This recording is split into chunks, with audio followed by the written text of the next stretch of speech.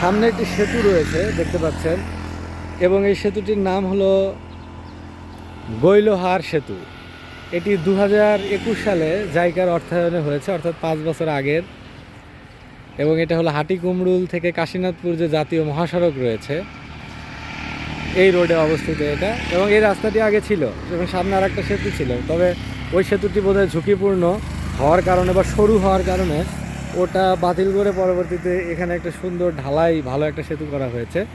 এবং এই রাস্তাটি সুন্দর, এই অংশটা। এই দেখুন, এই পাশটাতে অনেক ফসলের মাঠ। এবং আমি এই পয়েন্টটা আপনাদের দেখাই, এই যেখানে যে রেইন ট্রি গাছ দেখছেন, এখানে যে আগে রাস্তা ছিল, এটা তো ফাঁকা জায়গা এখন। এই পয়েন্টটা বিশেষ করে এই জায়গাটা, আমি ঠিক যেখানে দাঁড়িয়ে আছি যে ক্যামেরার এই অংশটাতে, এই জায়গাটা বিশেষ করে এই যে এখানে যে ছায়াযুক্ত জায়গা, যে এখন যে দাঁড়ালাম এখানে যে ছায়া পড়ে এই অংশটাতে, এখানে সাধারণত মোবাইল কোর্ট বসে। অর্থাৎ পুলিশ সাধারণত এখানেই চেকপোস্ট বসায় গাড়িগুলোকে তল্লাশি করার জন্য বা ধরার জন্য, যে কারা আনরেজিস্টার্ড বাইক রয়েছে, কোনগুলো ড্রাইভিং লাইসেন্সবিহীন এবং মানে হেলমেটবিহীন চালক যারা রয়েছেন তাদেরকে বিভিন্নভাবে এখানে জরিমানা করা হয়।